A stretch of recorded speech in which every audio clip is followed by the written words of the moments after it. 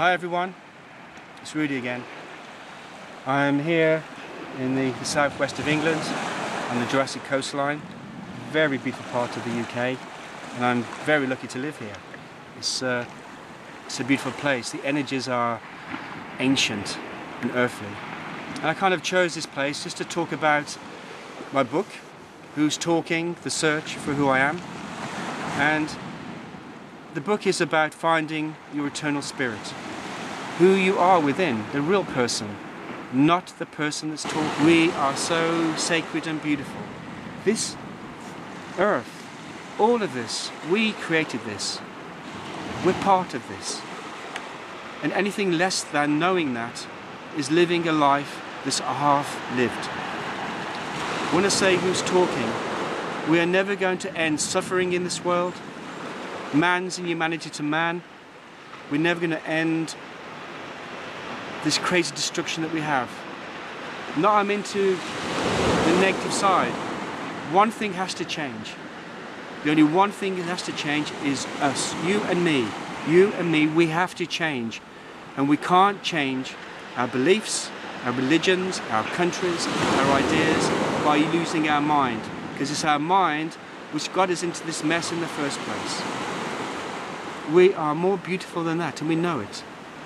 We spend years searching for knowing something different, something new, looking for nirvana, for spirituality, for something to believe in.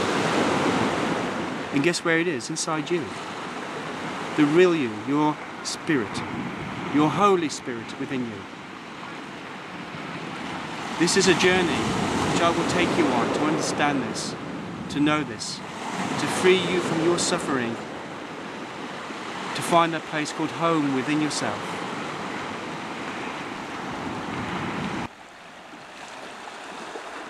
When I say the words who's talking, I realized that all my thoughts and all my beliefs is not who I am, but it's all my suffering.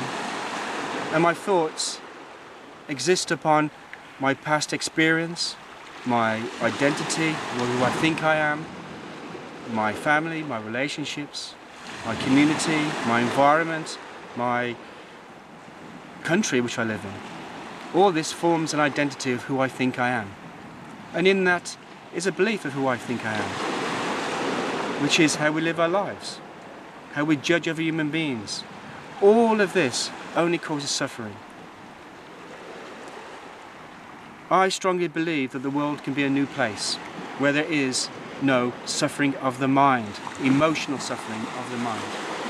I'm not talking about pain, but emotional suffering of the mind. The mind causes all our fears. It actually affects our health. It does so much damage to us. But what else can we be? Because there's nothing more scary when someone says to you, you're not your mind, you're not who you think you are. And if you stop thinking, who would I be? It's scary. But what happens when you become silent and still, and an awareness grows up out of you? There is something else within you. This is you. Call it consciousness, call it oneness, call it the Holy Spirit. I like to call it Holy Spirit. I actually call it the forever. In us runs this beautiful magnificence that created all of this called the forever. But really, you know, the only way this world is going to ever change is when one person at a time, man by man, woman by woman, begins to know who they truly are. And it is not the voice that tells you how to live, or the TV, or the dictators, or the world, or your governments. That's all madness. You must think I'm mad saying that. But there's no such thing as lines in the ground that define countries. It does not exist, it's in our heads. That's madness.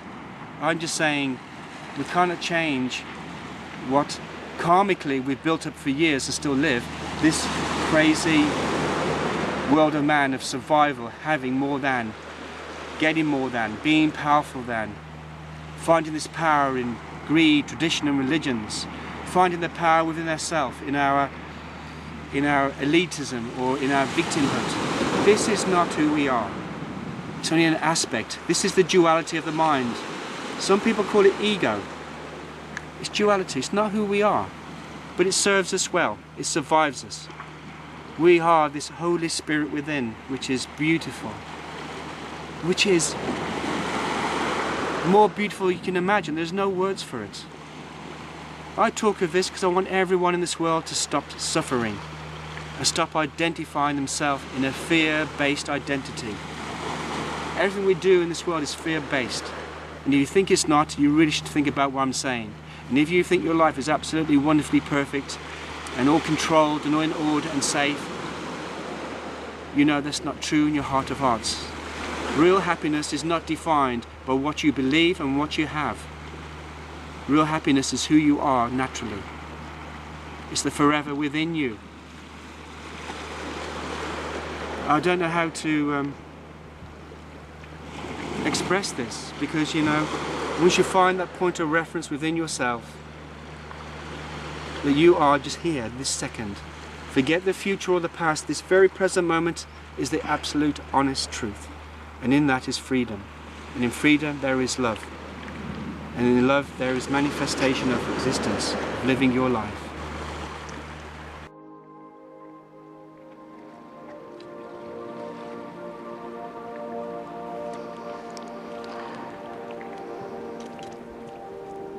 We are, all of us, love awakened in mind's dream.